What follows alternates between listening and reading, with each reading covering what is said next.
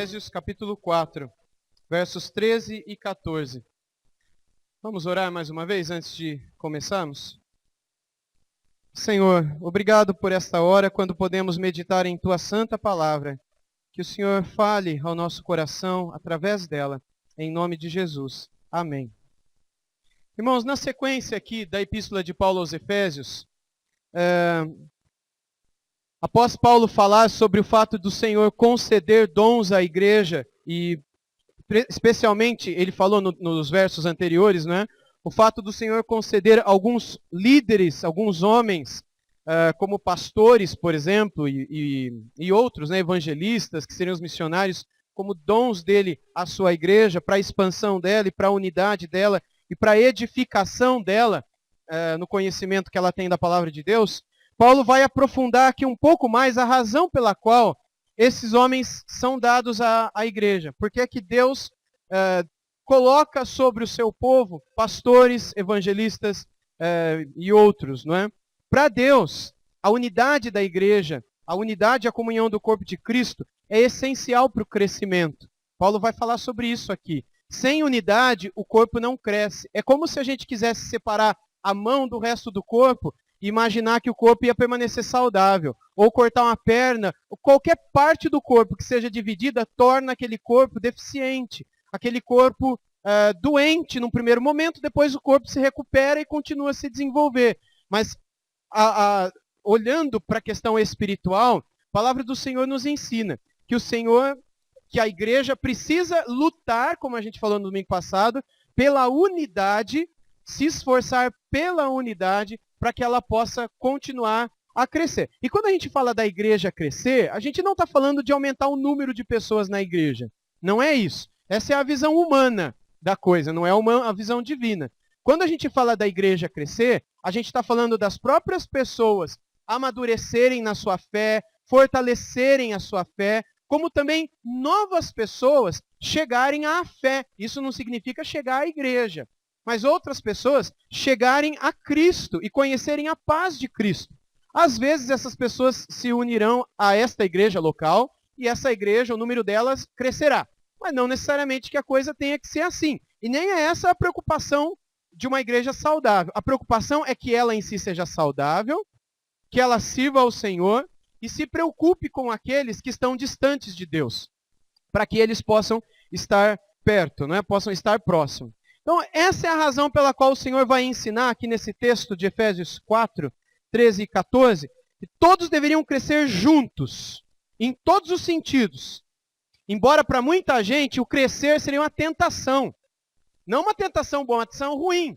Porque normalmente a maioria das pessoas não quer crescer. A maioria das pessoas gosta, a tentação é para que permaneça imaturo, permaneça criança, permaneça fraco, permaneça sem conhecer nada, permaneça sem fazer nada, permaneça como criança sempre. Num sentido totalmente diferente do que a Bíblia fala sobre ser criança. Porque ser criança à luz da Bíblia significa crescer muito.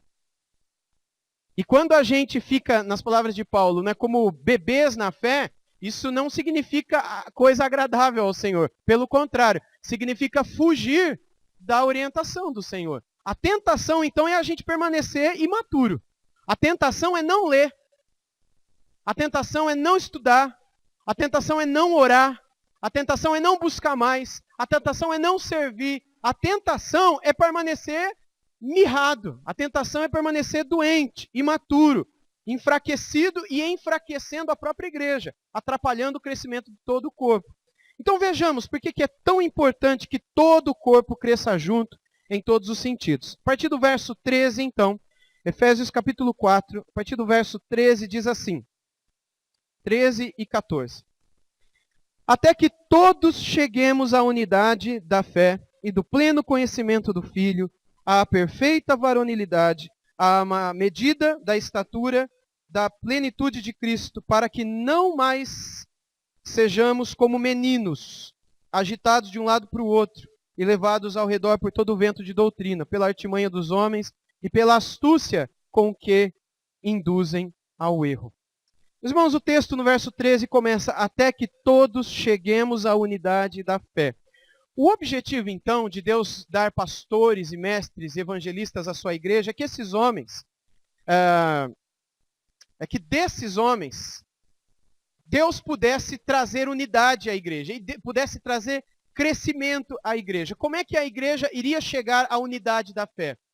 A maneira como a igreja chega à unidade da fé é por meio desses homens, que promovem a fé, que promovem o ensino que leva à fé. E é esse ensino que nos une, é essa crença que nos faz um só. E é por isso que muitas pessoas reunidas numa igreja optam por não estar em outra religião, de outra igreja aí. Por quê? Porque não é a mesma fé, é completamente diferente. Eu não estou falando aqui de igrejas evangélicas como Batista, Presbiteriana, Assembleia de Deus, igrejas maduras, igrejas sérias, né? Mas de outras denominações que se dizem cristãs, mas que possuem uma confissão de fé, um grupo de coisas em que acreditam, que são completamente diferentes do que acreditam os assembleianos, os presbiterianos, os batistas, os metodistas, os anglicanos e outros. Completamente diferente. Tem como haver unidade com esse grupo? É lógico que não, porque num momento de adoração, eles nos levarão a adorar uma pessoa, por exemplo, que já morreu, e muitos vão dizer, não, eu não vou fazer isso, porque a Bíblia diz que eu não posso adorar quem já morreu. Não, então você não adora, você só ora para ele. Mas eu tenho Jesus ali, não, mas orar para Jesus é arrogância. Você não pode orar com Jesus. Você tem que orar para uma pessoa que já morreu, que era da época de Jesus, ou que era de outra época na história. Fala com essa pessoa, que essa pessoa vai falar com Deus. Essa pessoa vai até falar com Jesus. E aí você vai dizer, não tem como eu fazer isso. Aí nesse mesmo grupo vai estar outra pessoa que vai chegar para você e vai falar o seguinte, olha, teve uma vida há 380 anos atrás que eu vivi, uma outra vida passada que eu vivi, e que naquela vida passada eu busquei uma pessoa, um parente meu, que já morreu. E você sabe que eu fui curado? Vamos fazer isso também? E aí ele vai levar você, outra pessoa, né, dizer o seguinte, olha, você que está sofrendo, fica tranquilo porque você está pagando pelos erros dessa sua vida. Mas logo isso vai passar porque você vai morrer e Deus vai te mandar para uma outra vida, para uma outra encarnação aqui nesse mundo. E fica em paz com Deus. Tem como a gente ter uma unidade de fé com pessoas que comungam fés diferentes das nossas? Sim ou não? É lógico que não. Há pessoas que acreditam que tem como, mas não tem. Eu não estou dizendo que você vai humilhar essas pessoas, que você não vai ajudar essas pessoas, que você não tenha que amar essas pessoas. Não é isso que eu estou falando. Nós podemos conviver com elas, muitas delas são nossos parentes, são pessoas chegadas, são pessoas com as quais a gente estuda, com as quais a gente convive, são vizinhos, são amigos muitas vezes, mas são pessoas com as quais a gente não pode sentar para adorar a Deus, a menos que elas queiram adorar da maneira como você adora. Mas elas vão querer isso? É lógico que não. E aí você vai adorar os deuses falsos? É lógico que não também, se você teme o Deus verdadeiro. É por isso que Paulo está dizendo aqui que o desejo de Deus é que todos cheguemos a uma unidade de fé. Que aquilo em que nós cremos seja una coisa só. E como é que nós iremos crer numa coisa só? Deus então coloca isso que ele falou, apóstolos, profetas, evangelistas, pastores e mestres.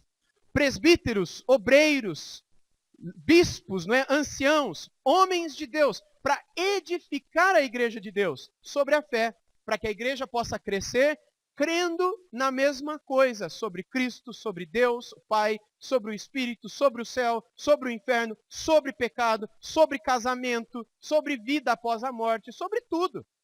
E é nesse sentido, então, que esses homens promovem a unidade da fé, promovendo boa e sólida doutrina, ou seja, saúde para o corpo de Cristo. Como é que os pastores vão promover saúde para o corpo de Cristo? Dando qual alimento? O alimento da palavra. Então, isso tudo completa o que vimos na semana passada. Aquilo que o texto diz, nós vimos vários outros textos da Sagrada Escritura que falam sobre a função de um pastor, segundo a vontade de Deus, que é a de alimentar esse rebanho, não é? Há pessoas que têm dúvidas, por exemplo, com a parábola da ovelha perdida. Até me perguntaram isso uma vez, não é? A ovelha perdida, ela vai atrás da ovelha, ela deixa 99 e vai atrás da uma. Mas, meus irmãos, nunca associem a parábola da ovelha perdida e do pastor com esses pastores humanos. Não é disso que Jesus está falando, viu? se isso for uma tentação para um ou outro, e alguém chegou para você, ou é sua dúvida, aquela parábola fala de Jesus, não fala dos pastores. Quem dera eu fosse aquele pastor lá. Aquele pastor é Jesus, que deixa tudo para ir atrás do perdido. Jesus nunca aplicou essa história da ovelha perdida para os pastores, não é? Os pastores, eles alimentam a ovelha. E Jesus é o bom pastor. E completando esse ponto, no que diz respeito à questão de que para mim é um dos maiores problemas do cristianismo moderno. Um dos maiores problemas do cristianismo moderno, eu tenho dito isso sempre aqui, alguns já entenderam, outros ainda estão entendendo. Eu entendo isso porque os cristãos estão viciados num erro que veio dos Estados Unidos, principalmente batistas e presbiterianos, O qual foi o erro? Foi esses pastores do sul dos Estados Unidos que vieram para o Brasil e viviam semana toda visitando as ovelhas, de casa em casa, sendo que essa não é a função pastoral. E aí não tem alimento, e aí as igrejas são fracas, e aí as igrejas dividem, as igrejas vira o que vira. Igrejas com 60 anos que tiveram 30 pastores, demonstrando fraqueza do pastor porque não houve aquilo que deveria haver. Não é? Eu vou escrever um texto essa semana, provavelmente vai estar na pastoral do domingo que vem, sobre a parábola da ovelha perdida e a desgraça na igreja moderna, alguma coisa assim. Porque, meus irmãos, o pastor, imagine vocês, se um dia eu deixar de ser pastor, suponhamos que ano que vem, 2015, eu não seja mais pastor. Eu vou ficar aqui em Araraquara, vou morar aqui, mas vou viver de outra coisa. Vocês acham que eu vou parar de visitar? Vocês acham que eu vou deixar de aconselhar? Se eu deixar, porque eu não sou crente. Eu não visito porque eu sou pastor, eu visito porque eu sou crente. Porque a Bíblia fala que como crente eu tenho que visitar os meus irmãos. Porque como crente eu aconselho um ao outro em amor. Isso não é função de pastor, isso é função dos cristãos. Uma igreja doente, debaixo de conselhos doentes, de pastores mais doentes ainda, esperam que o pastor faça isso. E só ele. Enquanto eles não se encontram. É por isso que muitas igrejas, quando surge esse negócio das células, ou dos grupos pequenos, ou das comunidades, como a gente chama aqui, eles encontram nisso uma salvação. Aqueles que querem comunhão, aqueles que querem estar junto, aqueles que querem se encontrar, porque sentem falta disso, que é responsabilidade da igreja. Se um dia eu deixar de ser pastor, eu não vou deixar de visitar. E, gente, eu visito toda semana. Eu não estou falando isso. Teve uma pessoa que me procurou e disse, pastor, você está dizendo isso para justificar que você não visita. É só você olhar a minha agenda durante a semana, você vai ver como é que é. Eu visito toda semana e aconselho toda semana. Não é justificativo, até porque eu nem tenho por que me justificar disso. Porque eu faço isso. Mas eu não faço isso porque eu sou pastor. É isso que eu quero que a igreja entenda. Os irmãos entendem? Eu não faço isso. Isso não é função de pastor. Isso é função de vocês, de todos nós. E de mim também, porque eu também sou irmão. Então, se um dia eu deixar de ser pastor, eu vou continuar a fazer isso. Por amor a Cristo, que me exorta na palavra, aconselhai-vos uns aos outros, no temor do Senhor. Ele não falou isso para pastores. Falou? Ele falou isso para a igreja. Mas a função, especialmente do pastor, é aconselhar a igreja. É ter essa visitação, esse é um termo usado na igreja antiga, na igreja primitiva, essa visitação dominical, onde o pastor visita a igreja, entre aspas, não é? Para dar a ela o conselho da palavra, como uma espécie de conselheiro coletivo. Sendo que cada um de vocês são conselheiros individuais. Segundo a Bíblia, todo mundo se aconselha, se ajuda, fala um com o outro, consola um ao outro, chora um com o outro, se alegra um com o outro, vai na casa um do outro. Quando fica doente, liga um para o outro. Isso é função de todo mundo. Uma igreja que deixa isso para o pastor é uma igreja fraca, uma igreja doente. É uma igreja que não vai crescer. Espiritualmente, numericamente, em todos os sentidos que vocês possam imaginar. E uma igreja, eu falo vidas aqui. Vidas que crescem e fazem com que o corpo cresça, são vidas saudáveis. Que dia a dia vivem essas palavras do Senhor. De que nós devemos uns aos outros, não é corresponder àquilo que o Senhor nos ensina na palavra. Esses são os mandamentos recíprocos, não é? Perdoai um ao outro, aconselhai um ao outro, amai um ao outro, chorai um com o outro, etc. Todas as vezes que Jesus nos fala com essas palavrinhas, uns aos outros, nós precisamos entender que isso é tarefa de todos. Então, o Senhor Deus levanta esses homens para que eles possam promover a saúde do corpo através do alimento que eles dão ao corpo. Por isso que a igreja, ela deve cobrar do pastor, ou dos pastores, ou dos missionários, ou dos seminaristas, exatamente isso. A gente tem vários seminários aqui na nossa igreja. Como é que eles são avaliados? Não é pelo comportamento deles, mas é pelo conhecimento da palavra deles.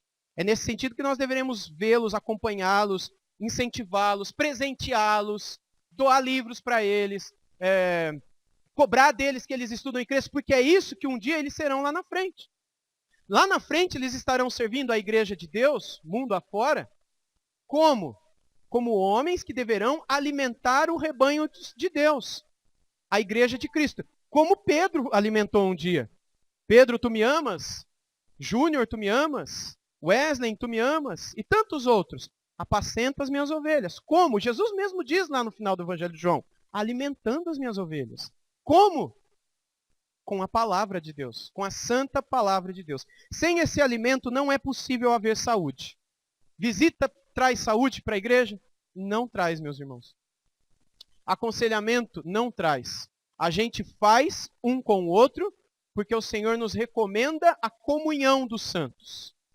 Mas o que traz saúde para o corpo é a exposição da palavra do Senhor. Se um dia eu não estiver mais aqui, já é a segunda vez que eu falo isso, hein? Tá parecendo, né? Despedida, mas tá amarrado, a Pri falou aqui. Amém. Tá amarrado mesmo. Eu não quero, não tenho isso no coração e quero morrer aqui. Mas se algum dia acontecer alguma coisa e eu morrer aqui, né?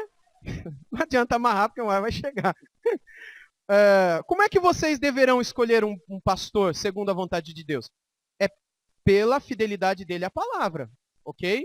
É pela fidelidade dele à palavra. Pastor, você vai visitar os membros da igreja? Não. Então tá errado também, pastor. Você não é crente?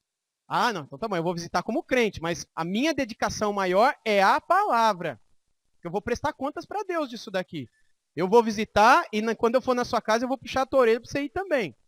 Às vezes nem precisa. Tem irmãos aqui, eu não vou falar o nome, embora até poderia, porque eu sei que eles permitiriam. Mas não vou falar, para não constranger. Que às vezes passam por algumas situações onde aprendem coisas com o Senhor. E é tão gostoso que a gente vê isso. Teve uma pessoa que uma vez falou assim, depois de um tempo de doença, né? Pastor, olha, eu senti que muitos irmãos não vieram, não me visitaram, etc, etc, né? Mas isso me fez pensar em quantas pessoas que estiveram doentes também e eu não visitei. E foi só quando eu senti que eu percebi o que eu causei em outros. Vocês entendem isso, irmãos? É muitas vezes quando falta para você o carinho e a atenção que você vai perceber o quanto que faltou para outro também de sua parte. Porque isso é um sinal de todos, não é? Aquilo que hoje falta a um é o que faltou para outro em outro tempo. E esse outro faltou porque talvez você não foi. O outro não foi. E muitas vezes o pastor vai, mas não adianta só o pastor, tem que ir os outros. E às vezes a igreja inteira o pastor não vai também, parece que não foi ninguém. É complicado isso também. Mas o ponto é, todos nós devemos desempenhar essa comunhão dos santos, como a Bíblia diz, como a Bíblia chama, né? Então é por isso, mais uma vez, que o Senhor coloca esses homens sobre a sua igreja, para que elas possam orientar e dar o alimento. Até quando? Até que a igreja seja perfeita. A igreja será perfeita quando? Só no céu. Mas, embora ela vai ser perfeita lá no céu, a gente vai virar uma balada aqui, é isso?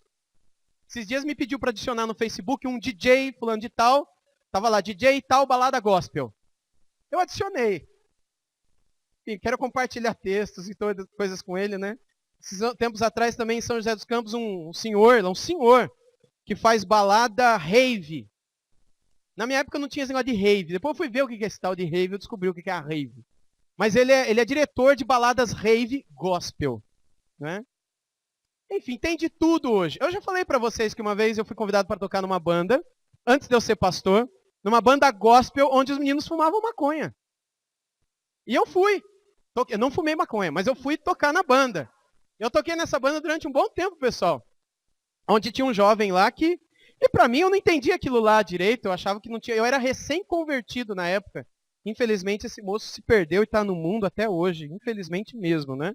Mas hoje em dia é muito comum as pessoas pensarem assim. É muito comum as pessoas acharem que nós podemos caminhar exatamente como o mundo caminha. E o que é o mundo aqui? Porque todo mundo está no mundo, a gente está no mundo, né? O mundo, quando a Bíblia usa essa expressão, ela fala de um sistema de vida que está caído, que está separado de Deus. Quando Jesus fala que o mundo jaz no maligno, ele não está falando que tudo que está no mundo, porque você não jaz no maligno. Você não está na mão do maligno, você não está. Você está nas mãos de Deus. Mas por que ele fala o mundo jaz no maligno? Porque existe um grupo de pessoas e de coisas que estão nas mãos do maligno. De modo que mundo é esse sistema. E quando eu falo mundo aqui, eu falo disso. E esse mundo caminha desse jeito. Caminha totalmente alienado de Deus. Totalmente independente de Deus. Achando que pode fazer qualquer coisa. A gente canta uma música, não é? Que diz, vem, essa é a hora da adoração. Vem dar a Ele seu coração. Vem, assim como estás, para adorar. Até que não tem nada demais. O problema é quando você vem como está e fica como está. Você vir como está é correto, porque Jesus chamou as pessoas para que elas viessem do jeito que elas estavam. Jesus não falou, olha, primeiro você para de fumar, primeiro você para disso, primeiro você para daquilo. A hora que você tiver tudo perfeito, aí você vem. É assim que ele fala? Ele chama a pessoa quebrada. Venha como estás, mas não permaneça como estás. Porque quando a gente tem um encontro com a luz, com Cristo, Ele nos transforma totalmente. E a gente já não anda mais como andava antes. Como o mundo anda, como o mundo caminha. Todos devemos então nos esforçar para caminhar debaixo de uma mesma confissão de fé. Unidade da fé, é o que está no verso 13. Toda a igreja deve ser confessional.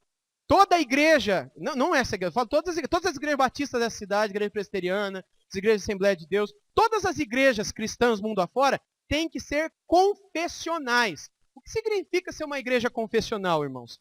Igreja confessional é aquela igreja que sabe no que crê. A igreja tem que saber mais o que crê do que de ser amigo um do outro. Porque ser amigo um do outro acaba, o que crê não acaba. Eu já perguntei isso aqui para vocês e vocês tiraram nota 10, não é? Do que mais importante, a unidade ou a verdade? O que vocês me responderam? A verdade. Há pessoas que acham que mais importante é a unidade, mais importante é ser amigo, é estar junto. Não embora que a mentira esteja no nosso meio. Meus irmãos, se a mentira está no meio, ela tem que ser extirpada, a menos que ela se arrependa. Se ela não se arrepender, ela deve ser cortada. O pai da mentira é o diabo, e aqueles que permanecem são filhos dele. E as trevas não têm comunhão com a luz. E o Senhor não abençoa os seus filhos enquanto os seus filhos estão em comunhão com a mentira.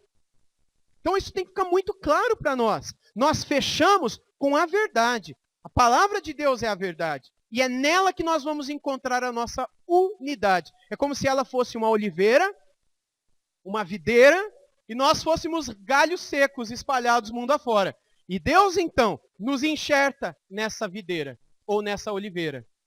E então nos faz florescer, nos faz viver. Porque nós fomos ligados à verdade. Quem é a verdade? Jesus é a verdade. Ele é o caminho, a verdade e a vida.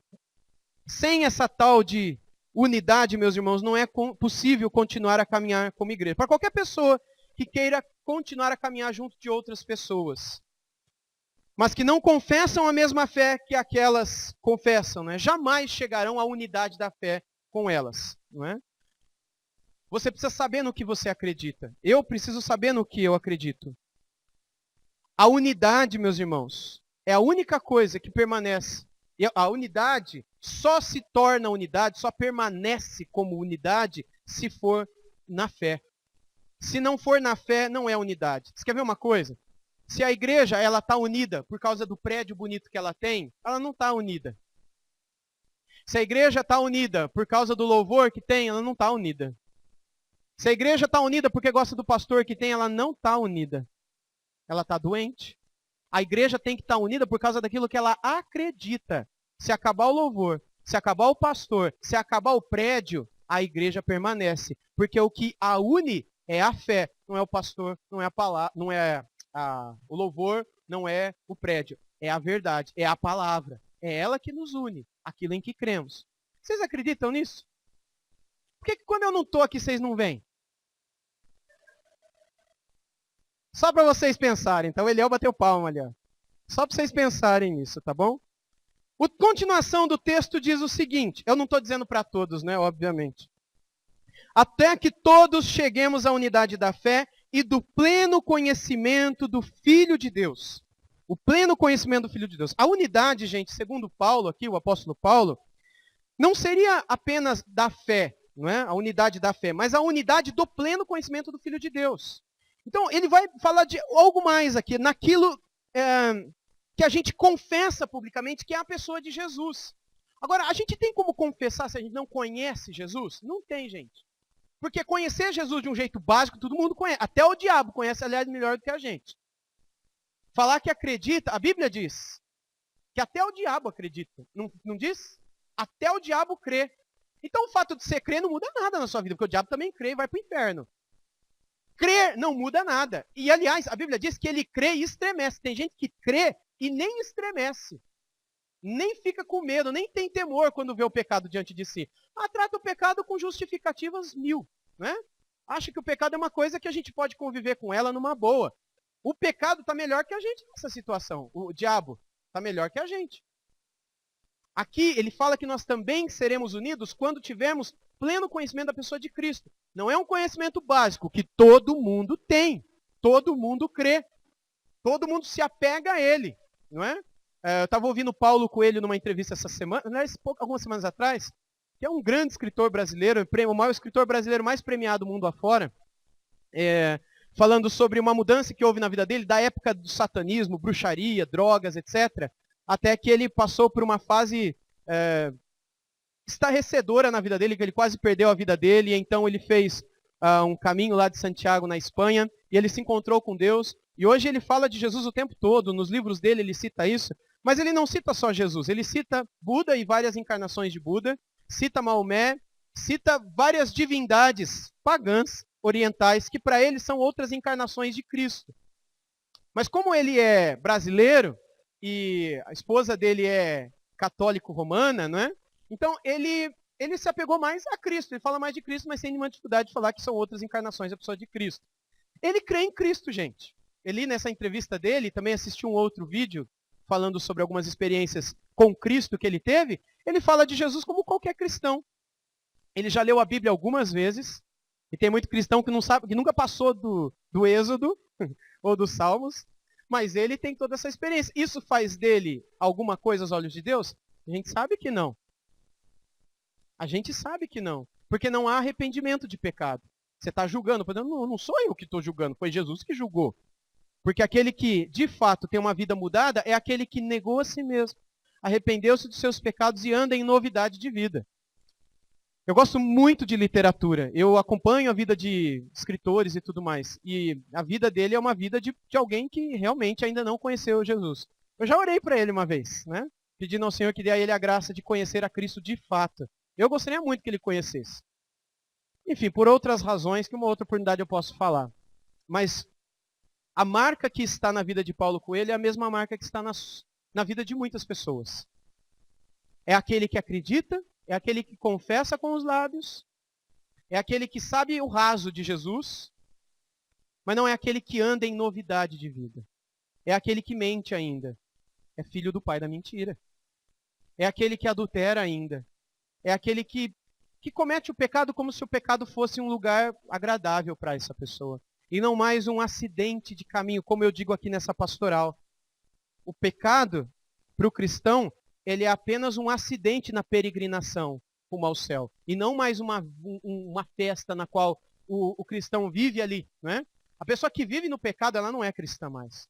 O pecado agora para os cristãos é apenas um acidente que acontece na sua peregrinação, do qual ele se arrepende, se entristece e sai correndo dali. Se levanta para nunca mais voltar. Mas de repente acontece de novo. Se levanta triste para nunca mais voltar.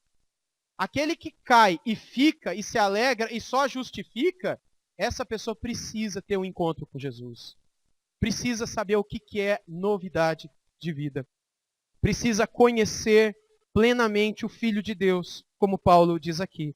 A unidade do pleno conhecimento mostra o quanto que o Senhor deseja que a gente cresça junto. Até que todos cheguemos à unidade da fé e à unidade do pleno conhecimento. Deus quer que toda a igreja conheça igual sobre Jesus. De modo muito simples é isso. O que a irmã lá atrás e a jovem aqui na frente, o jovem aqui na frente, a senhora lá no fundo, o jovem lá atrás e o adolescente aqui na frente. Deus quer que todos saibam igual de Jesus. Não que uns saibam tanto, outro saiba só um pouquinho, o outro saiba a metade, igual todo mundo. Todos crescendo juntos, para que todos cheguem à plenitude do conhecimento de Cristo. Nós precisamos saber quem é o nosso Salvador. Porque só conhecendo-o mais, o amaremos mais. Sem conhecê-lo, nós não o amaremos. Todo aquele que deixa o conhecimento, que deixa o crescimento espiritual para outros, né? Eu vou deixar para que outros aí entendam, para que outros estudem, para que outros conheçam. Eu não preciso disso, eu não fui chamado para isso. Essas pessoas atrapalham o corpo de Cristo, atrapalham o crescimento, atrapalham o restante do corpo e não cooperam com o crescimento da igreja. Porque o chamado do Senhor é para que todos cresçamos juntos. A partir do momento que alguém fala, eu não vou crescer, é como o meu dedo, que quando eu era criança era desse tamanhozinho, fala, não, eu não vou crescer não. Eu acho tão bonitinho ficar um toquinho assim, eu vou ficar pequenininho pro resto da vida. Os outros podem crescer, mas eu vou ficar assim. A gente é membro do corpo de Cristo. Se a gente fala, eu não vou conhecer, eu não vou crescer, eu não vou ler, eu não vou estudar, eu estou dizendo o seguinte, olha, eu não estou nem aí para aquilo que o Senhor fala. Eu não quero conhecer mais o meu Salvador. E é por isso que o amor por Cristo é desse tamanhozinho também. Porque quanto mais se conhece, mais se ama. Se ele fosse uma pessoa ruim, quanto mais a gente conhecesse, menos a gente amaria. Não tem gente que fala isso? Olha, eu conhecia fulano, mas não sabia que era o jeito que era. Porque se eu soubesse, eu nem tinha casado. Quando eu conhecia pouquinho, era uma flor, né? Agora que eu já conheço há 20 anos, sei lá o que, né? Vocês estão aí na cabeça, né? Por quê? Porque quanto mais conhece o homem, mais conhece o pecado, menos gosta. É natural que seja assim. Mas e Jesus? Jesus tem alguma coisa ruim para a gente não gostar nele? Jesus tem alguma coisa deselegante, alguma coisa chata, alguma coisa que a gente vai repudiar? É lógico que não. Ele é todo gracioso, ele é todo generoso, ele é todo bondoso. Nele a gente encontra delícias perpetuamente. Nele a gente encontra plenitude de alegria, como diz a palavra. Então, se a gente não conhece ele, a gente não vai saber o que é isso. Por que tanta gente fala, eu sou cristão, mas não tenho paz? Sou cristão, mas não tenho vida abundante. Já preguei para tanta gente falando que a pessoa ia ter uma vida abundante, mas nem eu mesmo tenho. Por que não tem? Porque não conhece. Tem só aquele conhecimento do Paulo Coelho, que todo mundo, aliás, ele tem até mais do que uns ou outros aí, né? Ele estuda e lê muito. Pode ser que tenha mais do que muitos. O ponto não é só conhecer aqui, mas é conhecer aqui. É descer 40 centímetros, sabe? Do ouvido para o coração e tocar aqui. E morar aqui. Não é entrar aqui, sair ali, aprender e ficar só um intelectual da igreja, né? Um conhecedor das coisas de Deus. Essa ortodoxia morta. Essa teologia que não leva ninguém para lugar nenhum. Que só traz arrogância. Aquele que conhece a Cristo, ele naturalmente vai ser como Cristo. Ele vai se achar o último. Ele vai se humilhar. Se precisar abaixar e lavar o pé, ele vai. Porque quanto mais a gente conhece a Deus, mais humilde a gente se torna. Quanto mais a gente conhece a Deus, mais a gente o ama e mais a gente se conhece. Um pastor de Genebra do século XVI dizia e escrevia que quanto mais, se a gente quer se conhecer, a gente tem que conhecer a Deus. Porque quanto mais a gente conhece a Deus, mais a gente vê quem a gente é. Agora, o contrário é verdadeiro também.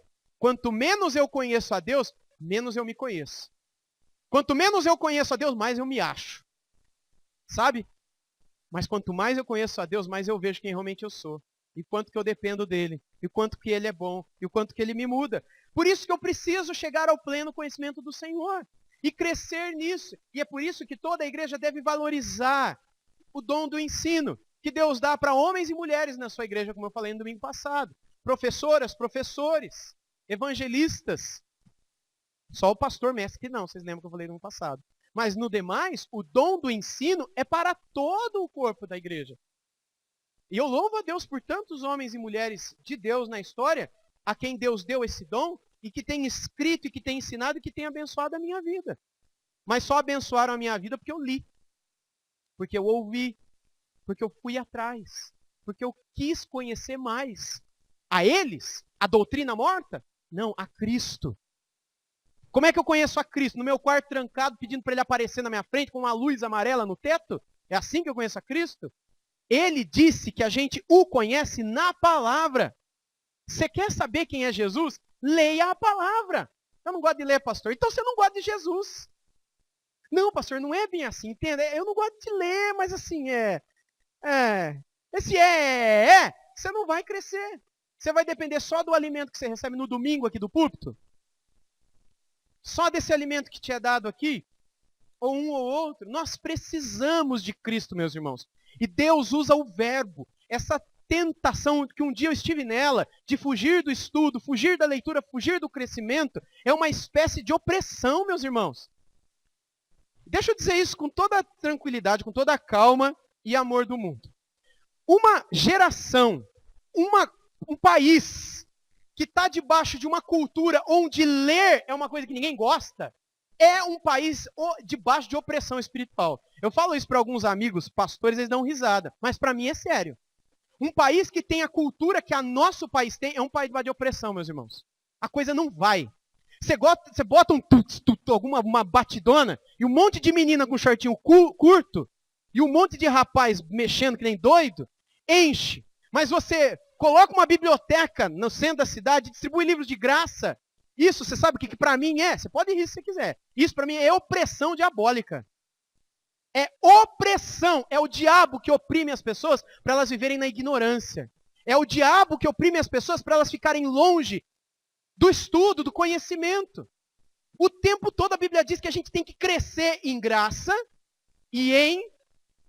Como é que a gente conhece as coisas? Sem ler, sem estudar, sem ouvir, sem ir para a escola. Eu falo aqui principalmente para os jovens e adolescentes que me ouvem aqui. Estudar é uma forma de glorificar a Deus. Toda vez que você fala, eu não gosto de ler, não vou ler, eu vou fazer outra coisa, que não precisa ler. Isso é uma forma de não honrar a Deus. Né? Isso é uma forma de não glorificar a Deus. E adultos também que já falam, já estudei demais, já li demais, eu vou doar todos os meus livros, só vou ficar com a Bíblia porque eu tenho que levar de domingo, porque o pastor vai ler, eu tenho vergonha de chegar lá e não ter nada na mão, né? Mas do resto eu não quero mais saber de nada porque eu cansei desse negócio de estudar. Lembra do apóstolo Paulo? Lembra do apóstolo Paulo? Com quase 70 anos de idade na cadeia, escrevendo para Timóteo, o último capítulo da sua vida. 2 Timóteo capítulo 4 foi o último capítulo que Paulo escreveu na vida. Pouco tempo depois ele foi para ser decapitado. Eu falei dessa história hoje de manhã aqui. Pouco antes de morrer, Paulo, gente, ele escreveu 13 livros da Bíblia. 13. Fora outros que a Bíblia fala, mas que não estão na Bíblia. Paulo era um dos maiores intelectuais da sua época. Ele sabia falar hebraico como os sumos sacerdotes. Ele sabia falar aramaico como o povo, e hebraico e aramaico são línguas completamente distintas, tá? Não é nem como o português e espanhol, é como o português e o alemão. É exatamente isso. Muita gente fala que é parecido, mas não tem nada a ver uma coisa com a outra. O próprio som das letras mudam. Ele sabia falar aramaico, ele sabia falar hebraico, ele sabia falar latim, ele sabia falar grego, fora outras que não estão aqui. Ele era um talmidim. Significa isso? Ele foi um discípulo de Gamaliel. Isso significa que ele era um dos raros jovens escolhidos da sua geração para ser educado numa espécie de crianças super dotadas, não é? Super e mega inteligentes, assim. São exceção na sua geração. Paulo sabia todos os salmos de cor, todo o Pentateuco de cor, para não dizer todo o Antigo Testamento, de cor, de assentar e escrever sem consultar nada. Para chegar nesse nível de talmidim, era quase isso a exigência. Eram raras as pessoas que chegavam. Paulo chegou. Paulo conhecia mais do que qualquer um. Paulo foi usado para escrever mais do que qualquer um. E poucos meses antes de morrer, você sabe o que ele escreveu para Timóteo? Timóteo, traz a capa, porque está frio aqui na cadeia, e traz os pergaminhos, a Bíblia, e traz os livros. Porque um homem, quanto mais perto de Deus ele está, mais ele vê a beleza e a graça que é estudar. Quanto mais longe de Deus a gente está, menos a gente quer estudar. Isso não é só para adolescentes e jovens aqui, não. É para todos os adultos também, viu? Preguiça de estudar é sinal de distância do Senhor, gente. Falando com todo o amor do mundo. Distância do estudo, do ensino, é distância do Senhor também. Não quero ler a Bíblia, não quero ler livros cristãos, não quero crescer no meu conhecimento. Eu já sei tudo. Paulo sabia tudo? Ele sabia mais do que qualquer homem na história da igreja jamais soube. Mas ele queria estudar. Ele queria encher a mente dele da verdade de Deus. Já velho. Ele poderia dizer, eu já sei de tudo. Eu escrevi mais livros na Bíblia do que qualquer homem escreveu e um dia vai escrever. Eu sou campeão, eu ganhei mais almas do que qualquer outro na história da igreja. Plantei igrejas no mundo, plantei igrejas na Judéia, Samaria e confins da terra. E o Paulo olhou para a gente no final da vida e disse o seguinte: sejam meus como eu sou de quem? Cristo não era diferente dele. Por isso eu digo, uma sociedade que foge do conhecimento é uma sociedade debaixo de opressão demoníaca. Por isso que o que muda a história do nosso país não é Aécio ou Dilma, é um avivamento espiritual. O que muda a história do nosso país é a igreja dobrar o joelho e orar, não para A ou B ou ganhar, mas orar para que Deus mude a história desse país, nascendo nas nossas famílias, nascendo dos nossos jovens e crianças e adolescentes que morrem de medo de pegar um livro na mão. Como é que a gente acha que daqui uma geração a gente vai ter alguma mudança lá na frente? O Senhor nos ensina na palavra que a conversão a Cristo é o primeiro passo para a pessoa se tornar um pouco mais inteligente aos olhos de Deus.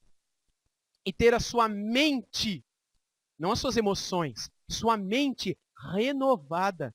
E mente aqui é o lugar do conhecimento, é o lugar do aprendizado. A tua mente, o teu cérebro, não é algo que Deus deu só para preencher o oco, buraco entre uma orelha e a outra. É para ser exercitado, é para ser treinado. E Deus coloca homens e mulheres para escreverem, para ensinarem, para educarem, para instruírem o seu povo no conhecimento de Cristo. Valorize isso. Valorize isso todo dia da sua vida. Sobretudo, lendo a palavra do Senhor, a palavra de Deus. E note, gente, o conhecimento virá especialmente de homens que o Senhor chamou para pastorearem a igreja de Deus. Mais uma vez, a tarefa dos pastores fica clara nesse texto. É levar o rebanho à unidade da fé e à unidade do pleno conhecimento de Cristo. Como é possível fazer isso sem o ministério da palavra? Como é possível fazer isso sem que o pastor se dedique, se esmere em estudar, conhecer mais, escrever sobre, fazer cursos e tantas outras coisas relacionadas à palavra de Deus? Simplesmente não é possível. Ele não vai crescer no conhecimento, nem a igreja vai crescer. Aí a igreja vai virar o quê? Vai virar uma balada, vai virar um clube, vai virar uma comunhão de amizade, mas de gente doente, que vai até gostar dessa doença. É tão gostoso. Você já não viu gente falando que igreja é para ser um hospital? Gente que fala que a igreja é um hospital é uma marca da pessoa que está completamente alienada. A igreja não é para ser hospital. O hospital é um lugar de gente doente. A igreja é um lugar de gente saudável. É onde as pessoas entram doentes, mas para ficar saudável. Ela não é um hospital. Ela pode ser um hospital na entrada, no hall. Mas a vida dela, ela está muito longe de ser. Ela está mais parecida em ser uma escola. Ela está mais parecida em ser uma comunidade de vida e não de morte. De saúde e não de doença. Não é um lugar para as pessoas ficarem chorando as suas sempre. É um lugar para as pessoas chorarem e serem transformadas. Eu não estou dizendo que vocês não podem chorar aqui, que vocês não podem compartilhar suas fraquezas e pecados. Nós fazemos isso. Mas não é um lugar para você fazer isso para o resto da vida. Uma pessoa que para o resto da vida comete sempre o mesmo pecado e sempre chora pelos mesmos pecados e nunca sai daquele mesmo pecado e fala que ama a Cristo, essa pessoa ainda não conheceu a Cristo, porque Cristo nos liberta do pecado, mas só sabe isso quem conheceu a Cristo. Cristo nos liberta do pecado. Cristo nos liberta desse mundo. Cristo nos transporta do império das trevas para o império do Filho do seu amor. Aquilo que antes era prazer, agora não é mais. Aquilo que antes a gente odiava, agora a gente ama fazer. Porque Ele nos desarraigou nesse mundo e nos plantou no outro lugar. E nesse outro lugar a gente vive em novidade de vida. E essa nova vida que vivemos é uma vida de conhecimento, de estudo, de chorar uns com os outros, de aconselhar uns aos outros, de perdoar uns aos outros. A gente vive, mas a gente vive por causa da libertação que a gente teve. E o que é que nos libertou? Eu só usar as palavras de Cristo. É a verdade que nos libertou. Conhecereis a verdade e ela vos libertará. Se o Filho, pois, vos libertar, verdadeiramente sereis livres. Eu sou a verdade, sou o caminho e sou a vida. Pai, santifica-os na verdade. O que é a verdade? A tua palavra é a verdade. Gente, o que liberta a gente é a palavra. O que une a gente é a palavra. O que dá novidade de vida é a palavra. E a palavra tem que ser lida. Se você é cego, então tem um ministério de som, MP3, da Bíblia toda para você. Ou se você não tem tempo, mas você dirige, passa muito tempo na estrada, a mesma coisa. Ou você trabalha numa empresa que você pode colocar um fone de ouvido, tem a Bíblia em áudio para você ouvir. Você não tem desculpa, eu sou cego. Você tem a Bíblia em braille. Não temos nenhum cego aqui. Mas no dia que tivermos, podemos dar curso e treinar. Porque, gente, é isso que Deus quer dar para nós. É a palavra. Deus quer se revelar a nós. Ele quer mostrar quem Ele é para a gente. Mas sabe como é que Ele faz isso? Pela palavra. Por isso que a igreja tem que buscar isso e querer isso. Não só aos domingos, mas constantemente. Pleno conhecimento, meus irmãos, não é a mesma coisa que fé. Fé é uma coisa, pleno conhecimento é outra.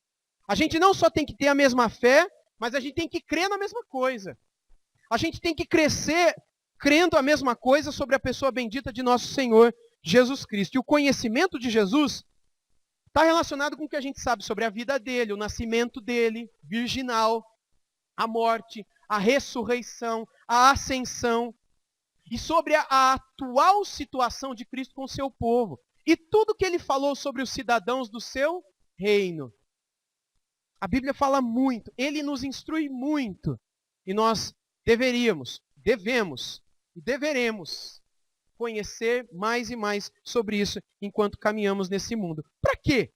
Vamos continuar no texto, em Efésios 4 ele continua dizendo: até que todos cheguemos à unidade da fé, do pleno conhecimento do Filho de Deus, à perfeita varonilidade. Essa expressão aqui, perfeita varonilidade, significa literalmente para sermos homens maduros. Literalmente é isso. Varonil é de varão, não é? Homem. Perfeita varonilidade seria homem feito, homem maduro, não é? Isso tem a ver com o que Paulo escreveu aos Coríntios, lá em 1 Coríntios 2:6, onde ele escreveu o seguinte: entretanto, expomos sabedorias entre experimentados, não porém a sabedoria deste século, nem a dos poderosos dessa época, que se reduzem a nada. Essa maturidade é o conhecimento de Cristo. Como é que eu sei que eu tenho um homem maduro aqui na igreja? Como é que eu sei que eu tenho um jovem maduro aqui na igreja? É quando eu tenho um jovem, ou um homem, ou uma mulher que conhece Cristo. Isso significa maturidade. E não cabelos brancos, ou a ausência deles. Né? Significa maturidade não é barba, cabelo, ou falta, ou branco. O que é o conhecimento e amor. Porque o conhecimento leva ao amor. Crescer em conhecimento e graça. Se você cresce só em conhecimento, é melhor você nem ter aberto o livro. Deus quer que a gente cresça em graça e em conhecimento. Não é só aqui, está aqui também. Se traduz no jeito que a gente vive, trata um ao outro. Então essa varonilidade aqui tem a ver com isso. Em Hebreus 5,14 diz assim, eu vou ler, não precisa abrir não. Hebreus 5,14, mas o alimento sólido é para os adultos, para aqueles que pela prática têm as suas faculdades exercitadas, para discernir não somente o bem, mas também o mal. Mais uma vez, em Hebreus 5,14, o desejo do Senhor é nos levar, não é? Nos conduzir à maturidade do conhecimento. Olha o que ele diz aqui, pessoal. Mas o alimento sólido, ele está falando da palavra dele, é para os adultos. Adulto aqui não é de idade, é de espírito. Para aqueles que pela prática têm as suas faculdades mentais, seu cérebro, seu conhecimento, sua inteligência exercitada. Como é que a gente exercita a inteligência? Vendo o jogo do Corinthians? Também. Do Palmeiras, não. Mas do Corinthians, não. Não é vendo o jogo de futebol que a gente exercita a maturidade. É jogando videogame que a gente fica mais inteligente? É fofocando da vida dos outros que a gente fica mais inteligente? Como é que a gente fica mais... Não, porque fofocar eu vou saber, eu vou ficar esperto, mas sábio não. E o mundo é dos espertos, e o inferno também, mas não é dos sábios. Os sábios são aqueles que exercitam as suas faculdades, como diz aqui, para discernir não somente o bem, mas também o mal. Essas pessoas que se exercitam mentalmente, que conhecem, que crescem no conhecimento do Senhor, são pessoas que glorificam a Deus com o cérebro que Deus deu para elas. Não com o cérebro. Porque esse é sinal que a pessoa nunca leu. Cérebro não glorifica, mas cérebro glorifica a Deus. Como é que glorifica? Quando é exercitado, quando é usado. Deus nos deu para isso. E, gente, vamos falar a verdade? Tem muita gente aí fora que quando olha para os crentes, fala que crente é sinônimo de burro. Crente é igual a burro. É gente que é ignorante. Coisa de pobre. Ou não é assim? É de pobre, de idoso e de ignorante. Isso é preconceito. Isso é bullying.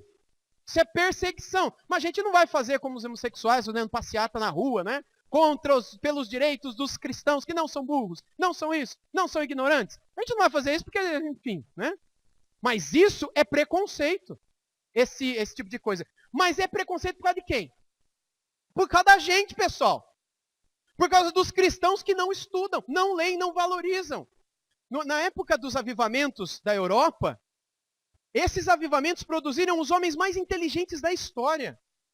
Nos livros do Adalto Lourenço, publicados pela editora Fiel, quando ele cita várias coisas sobre as ciências, ele já esteve conosco 2 vezes, estamos querendo trazê-lo ano que vem, permitindo o Senhor, tem um grupo de irmãos que quer trazê-lo. O Adalto, ele cita vários cientistas responsáveis por um monte de coisas. Kepler, Newton, e eu lembrei desses 2, mas tem um monte de outros que eram cristãos. Todos eles cristãos. E que muita gente não sabe que eram, mas que glorificavam a Deus com o conhecimento que tinham. Além de vários outros cientistas, porque havia naquela época a compreensão de que se eu quero conhecer e glorificar a Deus, eu preciso estudar o que Deus criou. Uma das maneiras da gente conhecer a Deus, além da Bíblia, é estudando o que Deus fez. Um médico conhece mais a Deus do que eu. Não no sentido da Bíblia, pode ser que sim também, mas no sentido de conhecer como é que Deus criou o corpo de um jovem. Eu nunca vou saber isso. Um astrônomo vai saber mais sobre como Deus criou os astros do que eu. Então ele sabe mais da sabedoria de Deus do que eu. Um químico, e a gente tem alguns aqui, sabem muito mais da sabedoria de Deus do que eu. Porque eles sabem como é que Deus fez uma célula. Você sabe, Ismael, como é que Deus fez uma célula? Eu não sei. Você sabe? Também não sabe. Você sabe, Cláudio? São homens inteligentes, homens brilhantes, que só olhar para a testa deles, nem para a minha também, né? Brilha a nossa testa, homens brilhantes, né? Nós somos. Mas tem alguns jovens aqui que conhecem a estrutura de uma célula mais do que qualquer um de nós. Então eles têm condição de conhecer num nível a mente de Deus que a gente nunca vai conhecer. Porque lá atrás, os cristãos valorizaram isso. Quando é que nasceram as universidades no mundo? Nasceram naquilo que os ignorantes chamam de Idade das Trevas, a Idade Média, não é? A Idade das Trevas foi quando nasceram as faculdades do mundo. Foi a época onde mais se produziu erudição e intelectualidade na história, mais do que hoje. Mas chamam de Idade das Trevas, né? Porque eles mesmo estão nas trevas, quando diz o negócio desses historiadores, né? Mas o que nasceu e onde nasceu? Nasceu, gente, nas igrejas. Igrejas católicas. Vamos dar honra aqui. Que naquela época entendiam que se os homens quiserem crescer mais e conhecer, deveriam conhecer não só na Sagrada Escritura, infelizmente coisas que não faziam, mas também através das ciências naturais. E valorizaram isso. Valorizaram a filosofia, valorizaram o direito, valorizaram a medicina e valorizaram a teologia. Como é que nasceram as maiores universidades do mundo hoje? Harvard, Yale e Princeton lá nos Estados Unidos. Vocês sabem o que essas 3 grandes universidades eram no início? Ou a Universidade de Paris, ou a Universidade Livre de Amsterdã. As maiores universidades do mundo, sabe como é que nasceram? Nasceram como seminário de pastor. Harvard era um seminário fundado por um homem, pastor, que queria fundar outros pastores. O sobrenome dele era Harvard.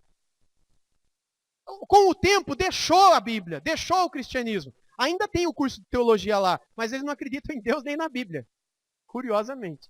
Mas nasceu nisso por quê? Porque esses homens lá atrás entendiam que Deus deseja que a gente cresça no conhecimento. Honra a Deus estudar, meus irmãos. Honra a Deus ler. Honra a Deus crescer nisso. Pais, coloquem isso na cabeça dos seus filhos. Orem por eles nesse sentido. E vocês, jovens, adolescentes, por favor, entendam que se vocês não querem isso, vocês estão debaixo de opressão. Estão debaixo de opressão. Continuando o texto, pessoal, ele diz, à medida no final do 13, da estatura da plenitude de Cristo. Eu, sinceramente, acho que a gente nunca vai chegar à medida da estatura. Mas como outras coisas que eu já falei, a gente tem que olhar para isso. A gente tem que crescer, crescer, crescer, para um dia, se possível for, sermos como Cristo. Embora nós saibamos que nunca alcançaremos esse nível.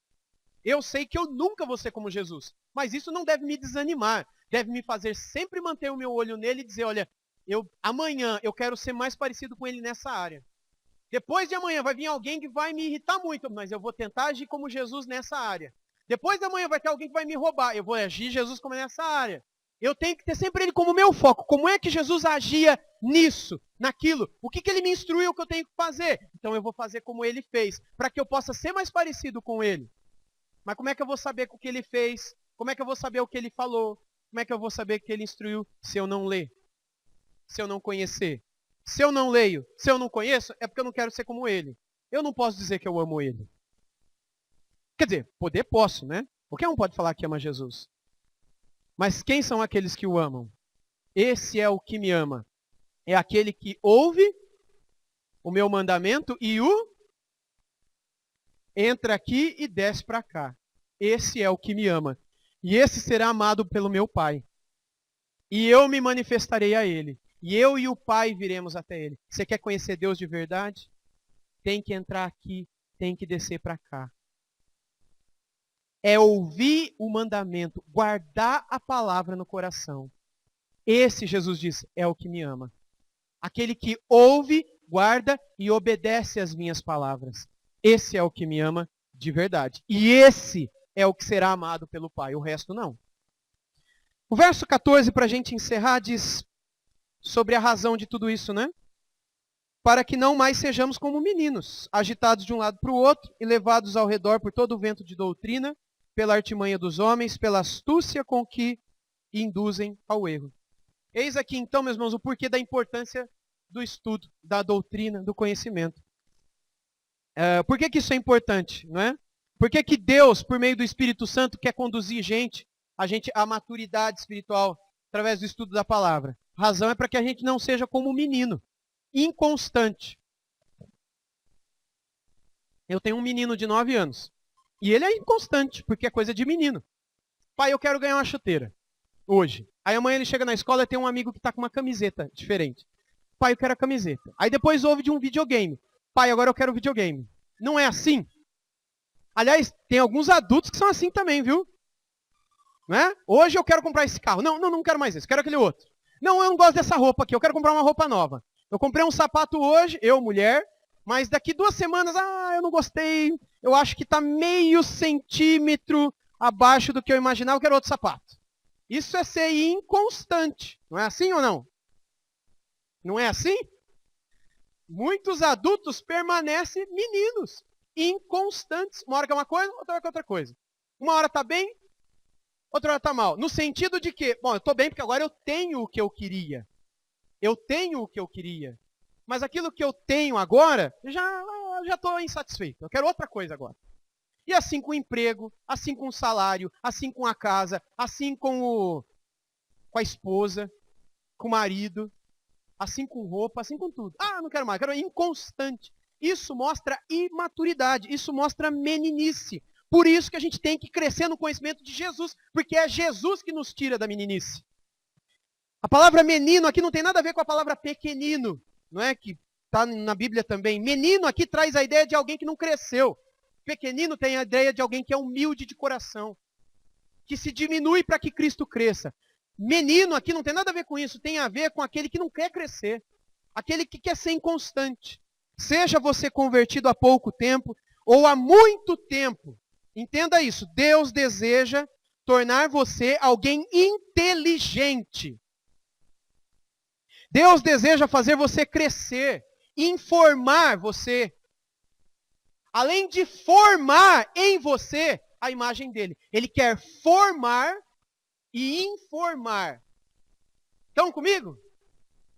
Formar, colocar a gente na forma para que a gente seja igualzinho a Jesus, mas também informar. Colocar a informação lá dentro, formar de dentro para fora. Se você não tem esse Espírito, você não tem o Espírito Santo. Não tem.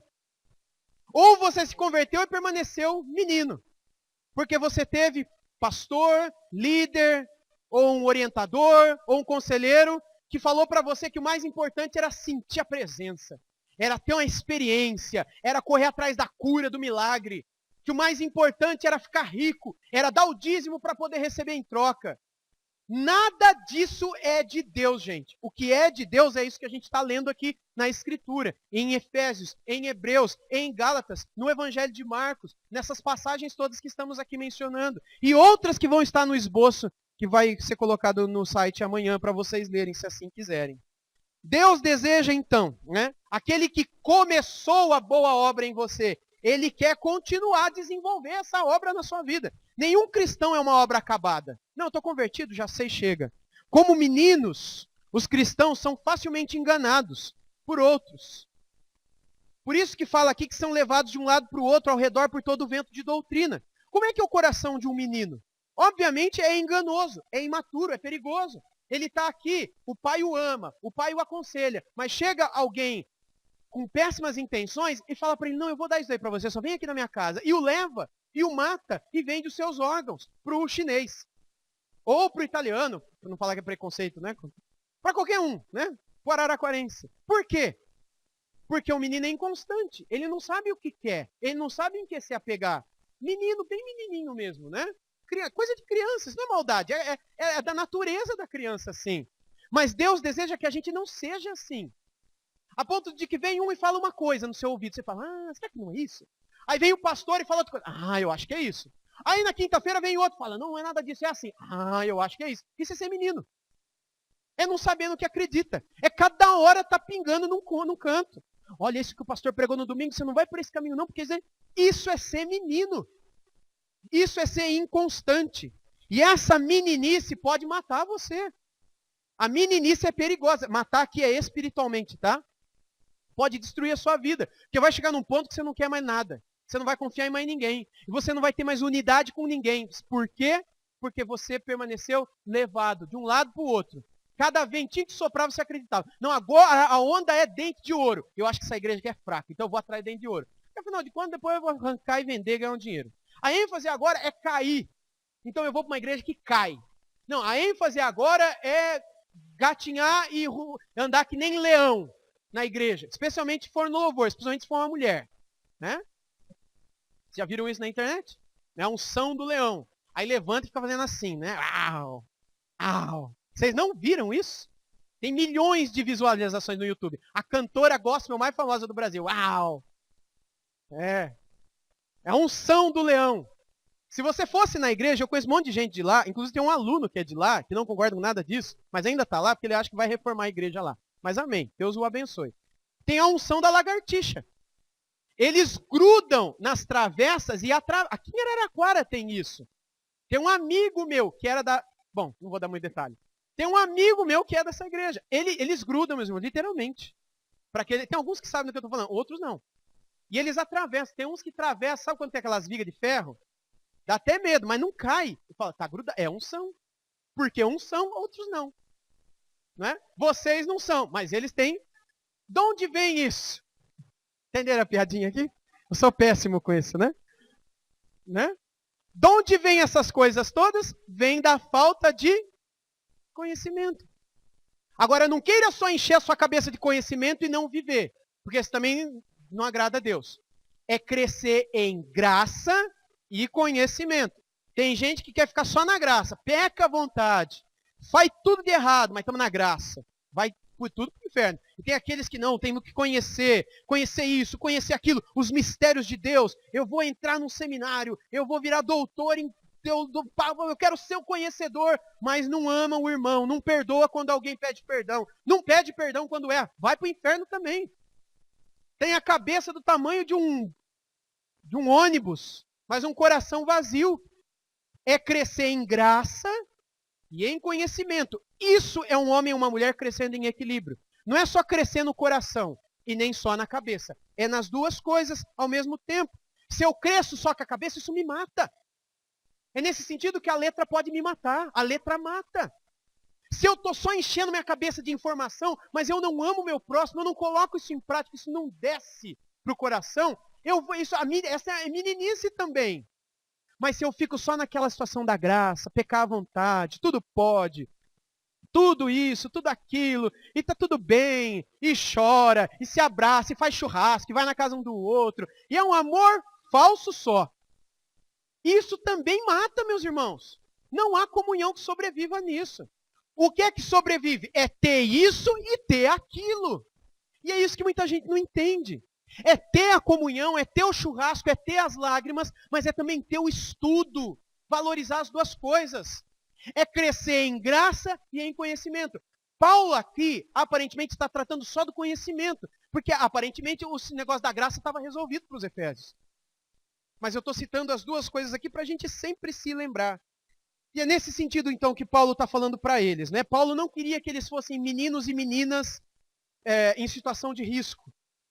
Não é? Nunca sabem no que acreditam, que são presas fáceis do inimigo. Assim como as crianças são presas fáceis de sequestradores. O nosso coração e a nossa alma, irmãos, podem ser facilmente sequestrados pelo inimigo das nossas almas. Caso não cresçamos, caso não amadureçamos no conhecimento de Cristo e da fé. Existem muitos ventos de doutrina soprando por aí. Teologia da prosperidade, que você vai ficar rico se der o dinheiro para a igreja. Que você vem na sexta-feira e você vai ser curado. E é sempre de sexta-feira, né? Que você, isso, que você, aquilo, que é unção desse bicho, daquele outro bicho. Já teve do boi, já teve do cachorro, já teve um monte de cair para trás. Um monte de unção, do dente de ouro. Vocês lembram de todas essas coisas? Vem e passa a unção do G12. Cadê o G12 hoje? Acabou. Falaram que era uma must para a igreja, né? Hoje esse vento de apóstolos, né? De ter novos apóstolos. Logo acaba também, pessoal. São ventos e os meninos vão atrás de tudo isso. São inconstantes. E a sua alma permanece seca. Porque não cresce. Porque não se fundamenta na verdade. Bem, é isso que Paulo está preocupado em dizer para os Efésios aqui. Ventos só derrubam árvores fracas.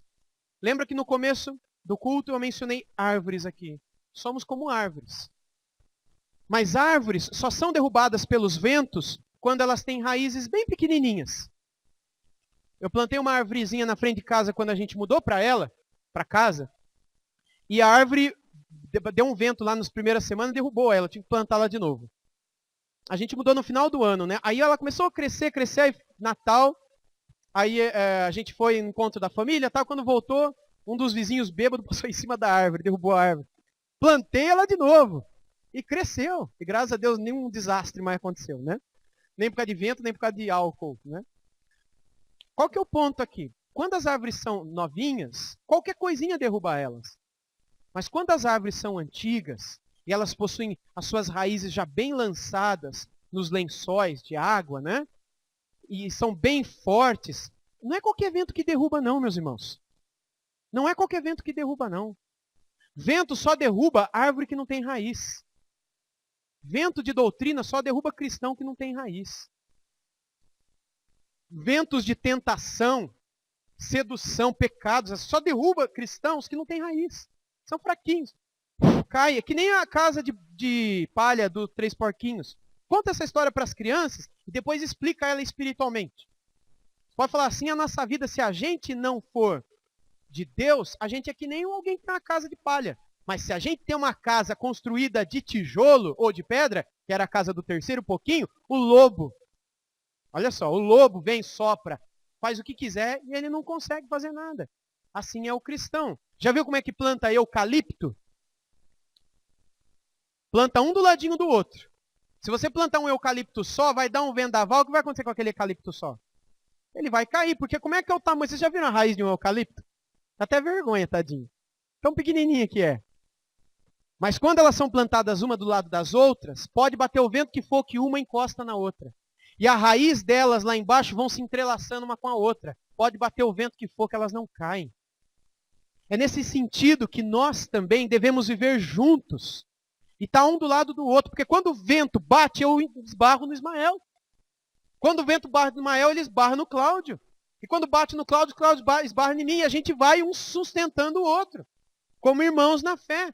E as nossas raízes sendo colocadas em Cristo. E lá, no oculto, debaixo da terra, a minha fé, com a do Ismael e com a do Cláudio, estão assim, ó. Como as raízes dos eucaliptos. Estão firmes ali. E nada derruba isso. Nada destrói essa família. Nada destrói esse amor que os irmãos têm uns pelos outros. Por causa da nossa raiz, da nossa fé. Porque a gente está crescendo no conhecimento de Cristo. O Salmo 1 fala sobre isso. Deus deseja que nós sejamos como árvores frondosas. E eu vou encerrar o sermão dessa noite lendo o Salmo 1 com vocês. Vamos abrir lá?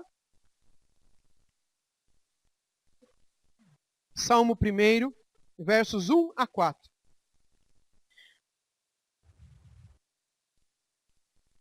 Bem-aventurado o homem que não anda no conselho dos ímpios, nem se detém no caminho dos pecadores, nem se assenta na roda dos escarnecedores. Antes o seu prazer está na lei do Senhor, na sua lei medita de dia e de noite. Olha só, meditar, ler Bíblia, dia e noite. Ele é como o quê? Como árvore. Olha a ilustração aqui de novo. É Deus falando com a gente. Como árvore plantada junto à corrente de águas. Quem é a água viva? Quem é a fonte de água viva? É Jesus. É essa a ilustração. Que no devido tempo dá o seu fruto. Ele está falando que a gente vai ter frutos, cuja folhagem não murcha. E tudo quanto ele faz será bem sucedido ou prosperará. Os ímpios não são assim. São, porém, como a palha que o vento dispersa. Que nem menino. Uma hora está aqui, outra hora está lá. Uma hora está jogando bola, depois quer jogar videogame. Uma hora está comendo bobão. Aí depois quer comer pastel. Aí depois quer comer churros. Porque não sabe o que quer. É que nem palha. Soprou, vai daqui para lá. De lá para cá. De lá para o outro lado. Até que vai parar. Porque palha é feita para o fogo. Tá? Palha é feita para o fogo. E esse é o fim de todos aqueles que vivem essa vida. Que não crescem. Que não aprendem, que não estudam, que não crescem em conhecimento e não crescem em graça, em comunhão, em amor um pelo outro. Deus deseja fazer-nos amadurecer em ambas as coisas. Jesus é esse rio, nós somos essas árvores. As raízes são os nossos conhecimentos. A nossa fé, que tem que ser posta em Jesus, para dele tirar, como é que chama? É a seiva? O que a árvore tira? Os nutrientes, não é? Seiva, enfim, tirar ali. Isso é a nossa fé. A gente tem que colocar em para que Cristo nos alimente. Se Cristo não nos alimentar, você sabe onde é que vai parar essa raiz?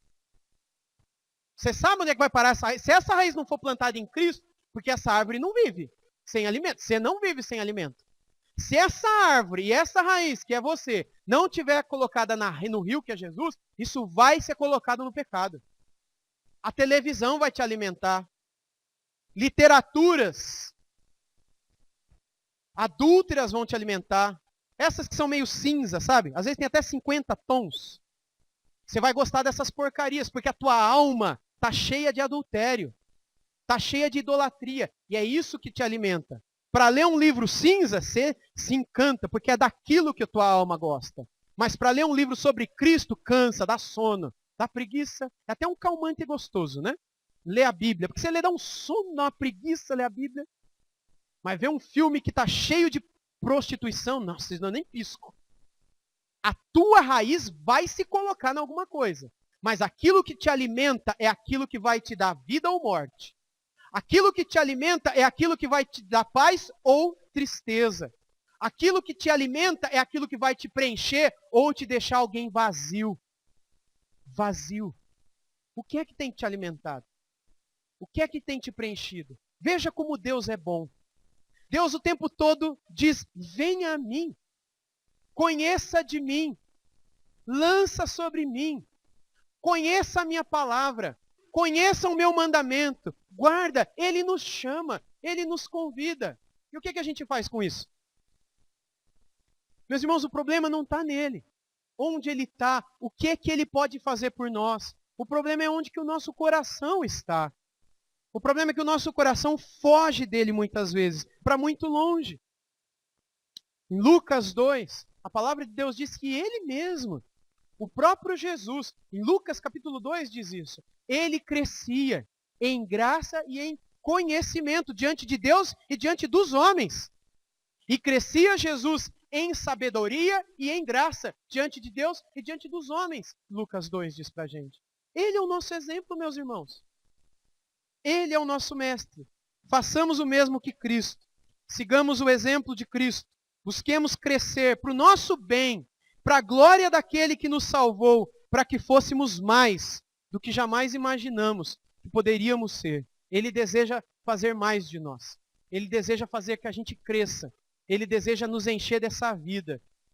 Ele deseja nos encher dessa paz. Ele deseja nos encher para que não haja mais vazios aqui dentro. Ele está lá. Onde é que a gente está? Vamos orar? Senhor, nós te louvamos porque o Senhor, desde o início, vem até nós. Desde Adão e Eva, o Senhor procura aqueles que fizeram o que não era para ser feito. Desde Adão e Eva, o Senhor vem e faz perguntas, mas também faz promessas. Desde Noé, desde Enoque, Abraão, Moisés, Davi, todos os profetas do Antigo Testamento, o Senhor vem, o Senhor chama, o Senhor lança os seus laços sobre nós. O Senhor veio através de Cristo. O Senhor veio para o mundo todo através dos apóstolos, pastores, evangelistas. O Senhor ainda está em nós hoje por meio do Espírito Santo que o Senhor deu para morar e habitar em tua igreja. A gente vê, Senhor, que o problema não está em ti, mas o problema está em aonde está o nosso coração. Perdoa-nos porque nós continuamos correndo de ti, fugindo de ti, procurando aquilo que consideramos ser melhor do que o Senhor. Porque muitas vezes, Pai, nos encontramos como cegos. E só o Senhor pode abrir os nossos olhos. Só o Senhor pode tirar o teu povo dessa opressão que faz com que ele fuja do conhecimento e fuja da graça também. Senhor, abençoe esta igreja. Abençoe cada irmã e irmão que me ouve aqui nessa noite. Cada família aqui representada, para que conheçam a tua libertação. Conheçam a verdade. Conheçam a Jesus plenamente, como ele mesmo disse que deveria ser conhecido. Plenamente, como o Espírito Santo nos exorta nessa passagem, escrita pelo apóstolo Paulo. Crescer no pleno conhecimento de Cristo e crescermos na unidade da nossa fé. Ajuda-nos, ó Deus. Edifica-nos, Senhor. Faça-nos crescer para a tua honra e glória. Obrigado, Senhor, porque o Senhor ainda está aqui. Obrigado porque o Senhor ainda nos ouve. Obrigado porque grande é a tua paciência, grande é a tua misericórdia, grande é a tua bondade. Obrigado porque o Senhor ainda está pronto para acolher aquele que te busca e a transformar aquele que se arrepende e se entrega. Nós te louvamos, Senhor, com todo o coração por tudo isso. Em nome de Jesus. Amém.